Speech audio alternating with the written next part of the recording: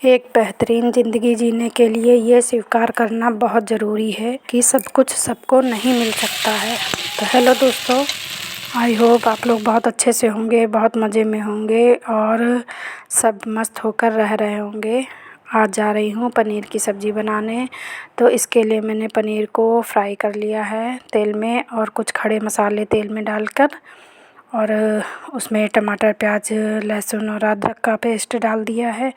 और जब तेल निकलने तक इसे भून लूँगी तो उसके बाद इसमें कुछ सूखे मसाले डाल दूँगी और नमक, मिर्च, हल्दी, धनिया ये सब डालने के बाद इसे थोड़ा सा और भून लूँगी। और जब ये अच्छे से मसाला तैयार हो जाएगा तो देखिए मेरे पनीर भी फ्राई रखा है, इसको अच्छे से लाल लाल मैंने कर लिया था। और मटर भी पैकेट वाली थी तो थोड़ा सा ठंडे पानी में डाल के इसके सॉफ़्ट कर लिया है, मतलब जो बर्फ़ जैसी जमी होती है। और मसाला तैयार होने के बाद इसमें थोड़ा सा पनीर मसाला डाल दिया है। और जब उसमें मतलब पनीर मसाले में अच्छे सा तेल निकल आए तो फिर इसमें मटर डालकर मैंने इसे थोड़ा सा भून लिया है। उसके बाद ग्रेवी लगा दी है और जब ग्रेवी अच्छे से पक जाएगी, जब लगभग 95% सब्ज़ी पक जाएगी हमारी, तो इसमें हम पनीर डाल के और फिर इसे पकाएंगे थोड़ा सा। और देखिए कितना अच्छा कलर आ गया है, तेल भी छूट गया है। और अब पनीर डाल दिया है। पनीर डालने के बाद हरा धनिया और गरम मसाला थोड़ा सा डाल दूँगी। बहुत मसाले वाली सब्ज़ी तो पसंद नहीं की जाती है, तो बस हरे धनिए से सजाकर और गरम मसाला डालकर मेरी सब्ज़ी तैयार है। बस 2-4 मिनट और इसको थोड़ा सा पका लूँगी तो पनीर में भी अच्छे से ग्रेवी अंदर हो जाएगी। और ये देखिए थाली लग गई है, आप लोग भी आ जाइए लंच के लिए। और यहाँ पर मेरा खाना कंप्लीट हो गया है, सब बन गया है। और अब जा रही हूँ मैं सफाई करने के लिए। तो यहाँ बेडशीट चेंज करनी है, तो इसके लिए मैंने बेड खाली कर दिया है और जा रही हूँ बेडशीट चेंज करने, क्योंकि ज़्यादा गंदी हो जाती है फिर धुलने में दिक्कत होती है। और जब 2-3 दिन में बेडशीट निकालते रहो तो फिर ज़्यादा मेहनत नहीं करनी पड़ती है, बस ऐसे ही। और इस टाइम थोड़ा सा हवा भी चल रही है तो बेड में धूल मिट्टी ज़्यादा ही हो जाती है। तो यहाँ पर बेडशीट चेंज हो जाएगी और आगे कमरे में भी साफ़ सफाई करनी है, तो आगे से पीछे तक की साफ़ सफाई करनी है। क्योंकि सवेरे उठकर तो मैं सिर्फ़ आंगन किचन ही साफ़ करती हूँ, मतलब झाड़ू मारती हूँ। बाकी सारी सफाई मतलब अच्छे से डीप क्लीनिंग जिसे कहेंगे, मतलब ढंग से सफाई मैं बाद में ही करती हूँ, क्योंकि सुबह सब रूम बुक रहते हैं, सब लेटे रहते हैं, तो उतनी जल्दी झाड़ू नहीं है। गैलरी है, आंगन है, किचन है, ये साफ़ कर लेती हूँ। बाकी सब काम बेड वगैरह झाड़ने के बाद फिर से झाड़ू पोछा करती हूँ।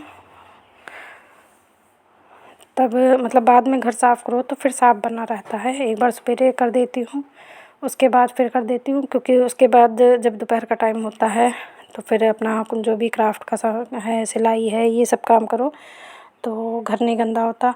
और क्योंकि ऊपर का है, खुला है, तो इस टाइम हवा भी बहुत तेज़ चल रही है तो गंदा जल्दी हो जाता है। और खुले में रहने की आदत है, मतलब जाल वगैरह खुला तो बंद करने में भी अच्छा नहीं लगता है। फिर मतलब बहुत उलझन होने लगती है जब बंद में ना रहो। किसी किसी के यहाँ तो जाल वाल सब पैक किए रहते हैं, तो मेरे बस की तो नहीं है उसमें रहना। और बेडरूम की सफाई होने के बाद आ गई हूँ ड्राइंग रूम में। तो यहाँ भी सोफ़ा वगैरह सब अच्छे से झाड़ दूँ, क्योंकि खिड़कियाँ खोल देते हैं तो इनमें भी धूल मिट्टी आ जाती है। तो यहाँ पर साफ़ सफाई पूरे सोफ़े के कवर निकाल के और फिर झाड़ू वाड़ू लगा दूँगी, साफ़ कर दूँगी। और 3-4 दिन हो गए मैंने कपड़ों में प्रेस नहीं की है, तो बाद में प्रेस भी करनी है। तो उधर साफ़ सफाई का काम करने के बाद फ्री होके मैं प्रेस भी करूँगी। दोस्तों, गौर करने वाली बात यह है कि जब हमारा जन्म भी हमारी मर्ज़ी से नहीं होता और हमारी मृत्यु भी हमारी मर्ज़ी से नहीं होगी, तो इस जन्म और मरण के बीच में होने वाली बाकी सारी व्यवस्थाएं हमारी मर्ज़ी से कैसे हो सकती हैं। इसलिए हमारा जब भी मन घबराए कि ये कैसे होगा, वह कैसे होगा, या ऐसा नहीं हो पा रहा है, या ऐसा नहीं कर पा रहे हैं, तो कुछ नहीं, सब कुछ छोड़ दीजिए, सब बस अपना कर्म करते रहिए। बाकी सारी व्यवस्थाएं भगवान देख लेगा, ईश्वर खुद ही देख लेगा। आप भले ही वो काम मत करिए जिससे भगवान मिले, पर वो काम ज़रूर करिए जिससे हमें दुआएं मिले। इंसानियत दिल में होती है, हैसियत में नहीं। ऊपर वाला सिर्फ कर्म देखता है, वसीयत नहीं देखता। एक बात इंसान को ज़रूर समझ लेनी चाहिए कि ज़िंदगी कितनी भी क्षणभंगुर क्यों ना हो, कब ख़त्म हो जाए पता नहीं। इसलिए जब जब जो जो मन में आए वो कह लेना चाहिए, वो कर लेना चाहिए। ज़िंदगी अफसोस करने के लिए नहीं है। अंधेरा कितना भी घना क्यों ना हो, रात कितनी भी काली क्यों ना हो, किंतु सुबह का सूरज निकलना तो निश्चित ही है। ज़िंदगी में सब कुछ दोबारा मिल सकता है, किंतु समय के साथ खोया हुआ भरोसा और विश्वास दोबारा नहीं मिलता।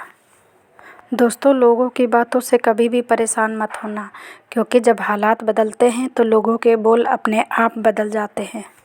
इसलिए हम सभी को चाहिए कि अपने हालात को बदलने के लिए पूरी कोशिश करें। हमें पूरी निष्ठा से अपने हालातों को बदलने की कोशिश करनी चाहिए, ताकि सब कुछ अपने आप अच्छा हो जाए। और देखिए, बातों बातों में ही मेरी लगभग सारी प्रेस हो गई है। कई दिन से कपड़े प्रेस नहीं किए थे और इस टाइम मार्केट आना जाना भी हो रहा था, तो कपड़ों का भी ढेर लगा हुआ है। अगर मैं सोचूं भी कि बाहर कपड़े दे दूं प्रेस के लिए, तो हर दूसरे दिन तो ढेर लग जाता है कपड़ों का, क्योंकि हस्बैंड भी डेली बदलते हैं। बेटा भी कोचिंग जाता है तो उसके भी हो जाते हैं, पापा के भी हैं, और मेरे तो बहुत कम होते हैं। मैं जल्दी बाहर नहीं निकलती हूँ, और निकलती भी हूँ तो अपने डेली वालों में नहीं करती हूँ, पर बच्चे और आदमी के तो करने पड़ते हैं।